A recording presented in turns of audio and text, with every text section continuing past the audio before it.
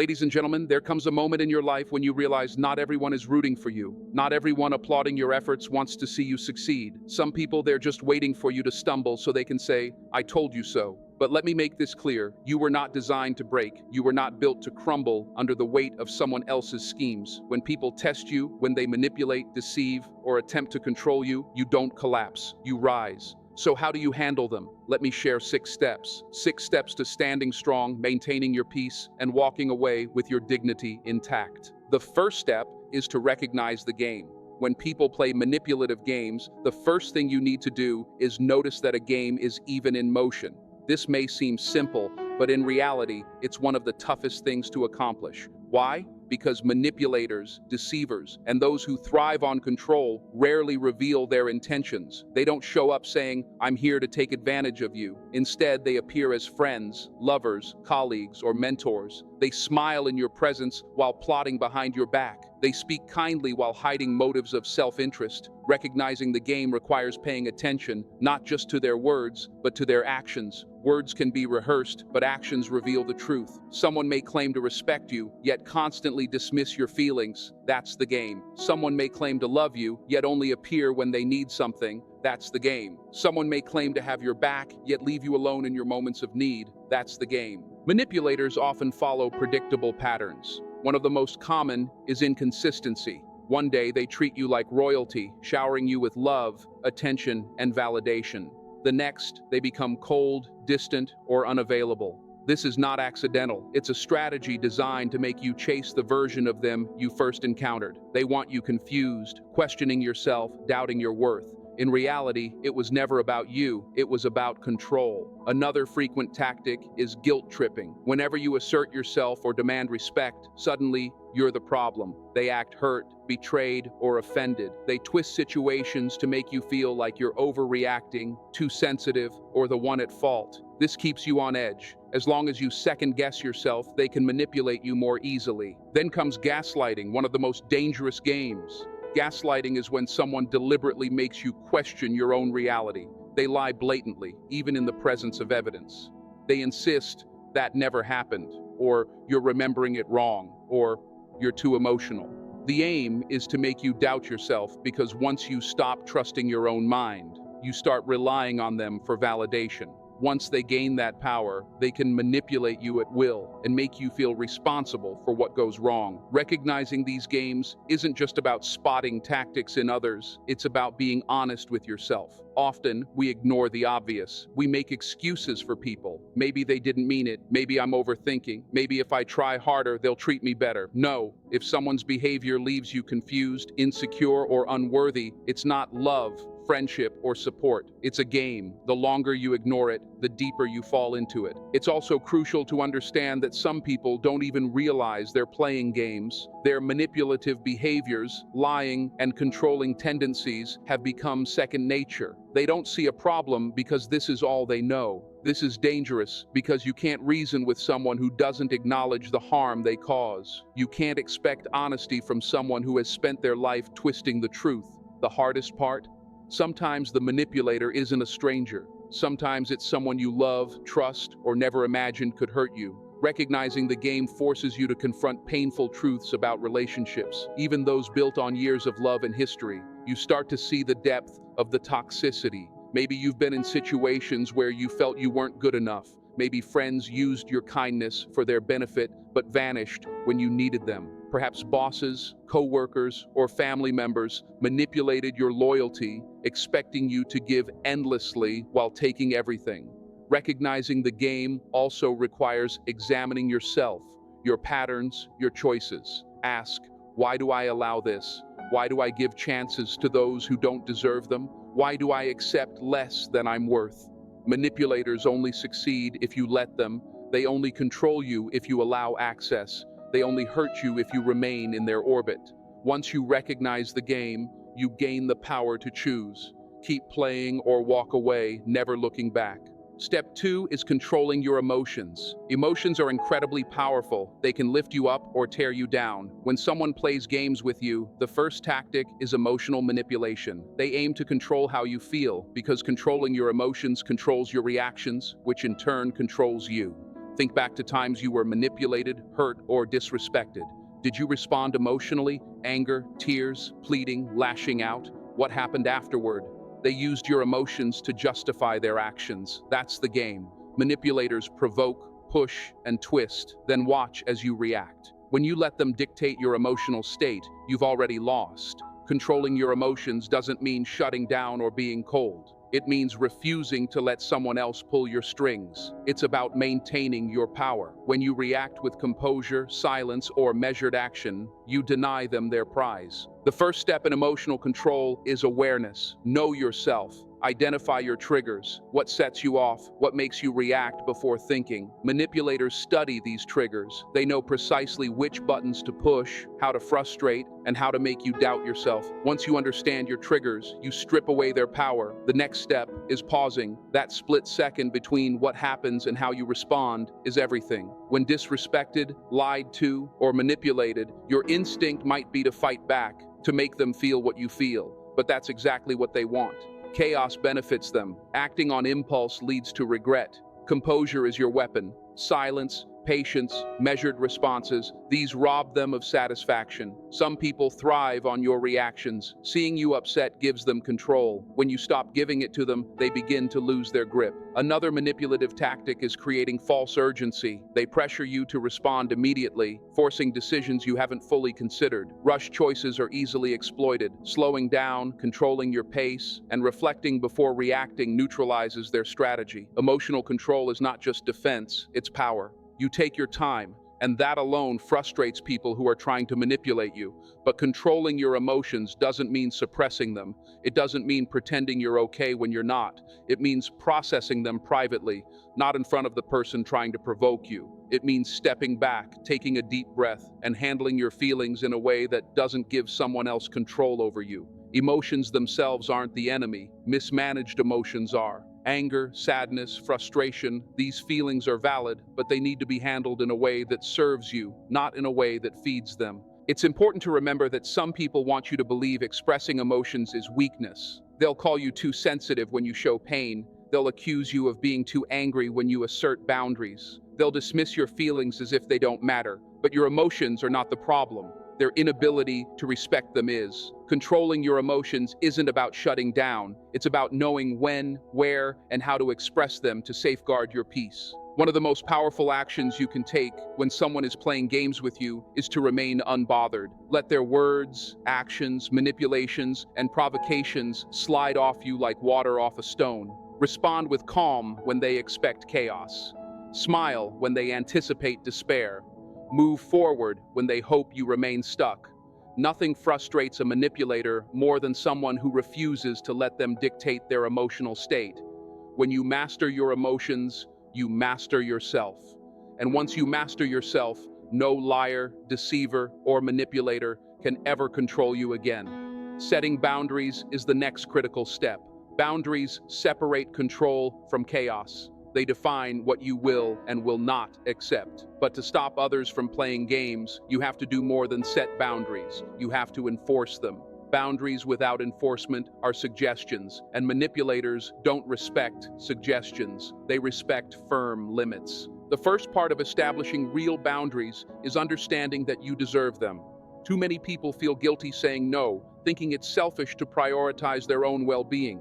They worry about hurting others while neglecting themselves. That hesitation is exactly what manipulators prey upon. People who fear standing up for themselves, who can be guilt-tripped into overextending, overgiving, or over-compromising. Setting boundaries is not selfish, it's necessary. You do not owe anyone unlimited access to your time, energy, or emotions, especially when they've shown they cannot respect them. Once you accept your right to boundaries, the next step is figuring out where to place them. If you feel drained, resentful, or exploited in a relationship, that is a sign a boundary has been violated or never existed. Perhaps people consistently unload their problems on you but vanish when you need support. Perhaps someone repeatedly disrespects your time, arriving late, or expecting you to drop everything for them. Maybe friends or family disguise criticism as honesty, yet it only serves to tear you down. These are clear indicators that boundaries are needed. After identifying where they are required, the next step is communication. A boundary that isn't clearly stated isn't a real boundary, it's merely hope. Hoping someone respects your limits without articulating them is a setup for disappointment. Communicate your boundaries directly, clearly, and without apology. You don't need to explain or justify yourself. Simply state them. I'm not available to talk right now. I will not tolerate being spoken to that way. I need time for myself and cannot help with that.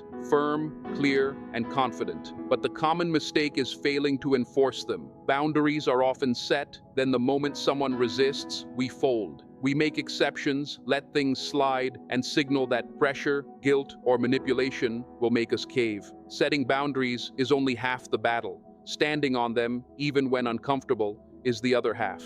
Enforcing boundaries will be uncomfortable initially. Some will dislike the new version of you, calling you mean, selfish, or ungrateful. They may attempt to guilt you, but boundaries expose those who benefited from your absence of limits, the ones used to you always saying yes. Boundaries are not just about saying no.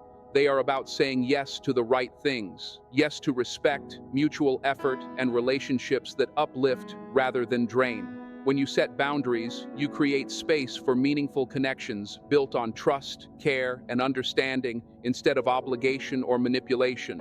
People who truly care about you will respect your boundaries. They won't try to guilt you or push past them. One of the hardest challenges in enforcing boundaries is fear, the fear of losing relationships. But the only relationships you lose are those built on your absence of boundaries. If someone's presence depends on you sacrificing your own needs, it's not a relationship worth keeping. Real love, friendship, and respect never require betraying yourself. Boundaries are not about controlling others. They are about controlling what you allow. You cannot make anyone treat you with respect, but you can refuse to engage with those who don't. You cannot force someone to value your time, but you can walk away from those who continually waste it. You cannot stop someone from attempting to manipulate you, but you can refuse to play along. When you begin setting and enforcing boundaries, you stop feeling like a victim and recognize your power. The power to choose who has access to you, the power to decide what you accept, and the power to walk away from situations that harm you. That kind of power terrifies manipulators. Another crucial principle is never lowering yourself to their level. When people lie, manipulate, betray, or disrespect you, the instinct is to retaliate, to show them you can be just as ruthless, calculating, or cold. But when you do that, you've already lost because you've stepped into their game. True strength does not come from mirroring toxicity. When you're dragged into emotional warfare, understand that manipulators want you to react. They want you to stoop to their level. The moment you do, they can point at your behavior and deflect accountability, shifting attention to you instead.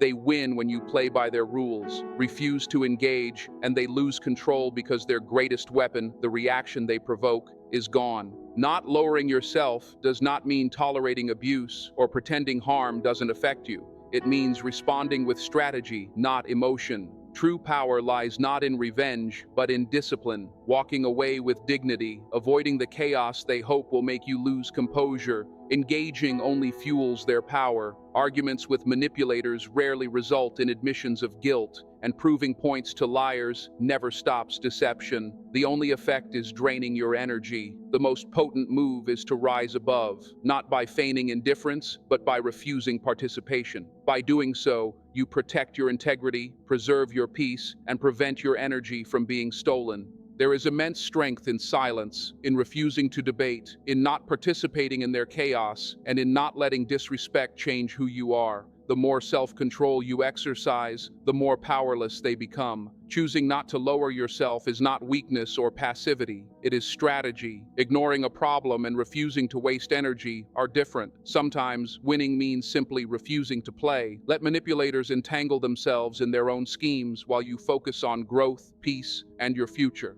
Refusing to mirror their disrespect demonstrates a form of power they cannot comprehend. Real power is quiet. It doesn't need revenge, validation, or loud displays. Real power is knowing yourself so thoroughly that no one can manipulate or pull you away from your highest self.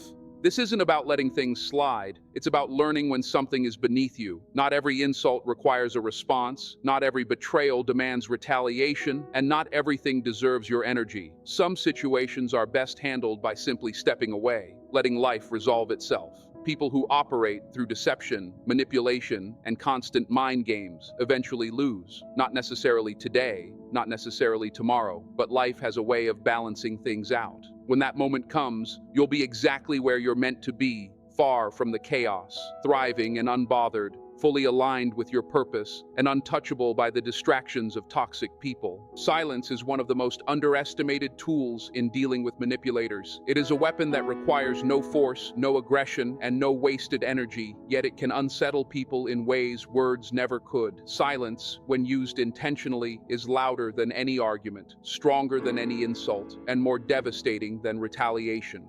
Choosing silence takes away the reaction that manipulators crave most, your emotional response. They thrive on control, controlling how you feel, what you think, and how you act. They push buttons, twist words, provoke emotions, and attempt to draw you into their chaos. Every time you refuse to react, you deny them the victory they seek. Manipulators rely on your engagement to feel powerful. They want to see anger, frustration, or desperation. They expect you to beg, argue, or crumble because your reaction feeds their control. Silence, however, is checkmate. It communicates without words that you are above the nonsense, that their tactics hold no weight in your life. When they realize their usual methods no longer manipulate you, they begin to panic. Silence creates discomfort for them because they can no longer use your responses as a shield or distraction. It forces them to confront their own actions without your emotional participation as a buffer. There are several forms of silence, each serving a distinct purpose. The silence of disengagement involves walking away entirely, removing yourself from toxic interactions. This form of silence communicates finality. You no longer need to prove, justify, or defend yourself. By simply stepping back, you demonstrate that you are untouchable by manipulation, that your peace is non-negotiable, and that your energy is protected. Silence of indifference, on the other hand, requires you to remain present but unreactive. You neither show hurt nor anger, making it impossible for manipulators to gauge your thoughts or emotions. This uncertainty frustrates them most, as manipulators depend on feedback to confirm their tactics are effective. Silence of patience is about letting time reveal truth, allowing people's patterns to expose themselves naturally while you stay centered and unaffected. Silence is also a form of self-preservation. Every reaction you give to a manipulator is energy diverted from your growth, your goals, and your peace. Some people exist in your life solely to drain you, distract you, or entangle you in battles that serve no purpose. Choosing silence allows you to redirect that energy into discipline, reflection, and personal development. It's not suppression of emotion, it's conscious control, ensuring that your responses serve your best interests rather than fueling someone else's power. By mastering silence, you claim control over your emotional space and protect your mental well-being, demonstrating strength without aggression. Moving forward and leveling up is the ultimate response to manipulation. The most effective strategy against those who play games is not revenge, argument, or even silence alone. It is elevation. Moving forward means redirecting all the energy once consumed by their games into building your life, your skills, your health, your peace, and your purpose. It's about transforming past frustration into momentum. The energy that was wasted on proving them wrong, reacting to their lies, or worrying about their intentions is now invested in creating a future so full and meaningful that their past influence becomes irrelevant. True elevation is holistic, mental, emotional, spiritual, and even physical growth. Acceptance is crucial in this process. Not acceptance of their behavior as justified, but acceptance of the reality that you cannot change the past, you cannot control them, and you cannot rewrite what was done. The only power within your grasp is over yourself, your choices, your actions, and your growth. By shifting focus from their manipulation to your own progress, you reclaim power, agency, and peace. Every step forward, every goal achieved, every moment of contentment is a subtle yet powerful response, far stronger than anger or revenge ever could be. Growth, success, and peace are the ultimate forms of clapback that no manipulator can counter. Internal transformation is equally essential. Elevating yourself isn't just about external accomplishments like career success, wealth, or status. It's about developing resilience, self-awareness, and emotional intelligence. It's about healing wounds, learning from past interactions, and ensuring the patterns that once attracted toxic people no longer exist. Evolution means becoming someone who cannot be manipulated because they are fully aligned with their values, boundaries, and purpose. This transformation requires establishing new standards for relationships, behavior, energy exchange, and personal respect. You no longer tolerate disrespect or make space for energy that drains you. Redefining success in this context means moving beyond proving something to others. True elevation is not about making manipulators regret their actions or about making anyone recognize your achievements. It is about creating a life so full, meaningful, and intentional that their opinions, actions, and attempts at control are irrelevant. You focus exclusively on your growth, surrounded by people who genuinely uplift, support, and inspire you rather than distract or diminish you. Your energy, time, and presence are reserved for what aligns with your values and contributes to your life trajectory. This intentionality ensures that your past becomes nothing more than a stepping stone, not a source of ongoing conflict or distraction. The best way to neutralize those who tried to manipulate or deceive you is to render them irrelevant. You reach a place where their name no longer triggers an emotional response, where their actions no longer have the power to affect you, and where their influence is entirely contained in the past. This is real power, not in revenge, not in retaliation, not in being noticed, but in rising so high above the chaos that the past is only proof of how far you've come.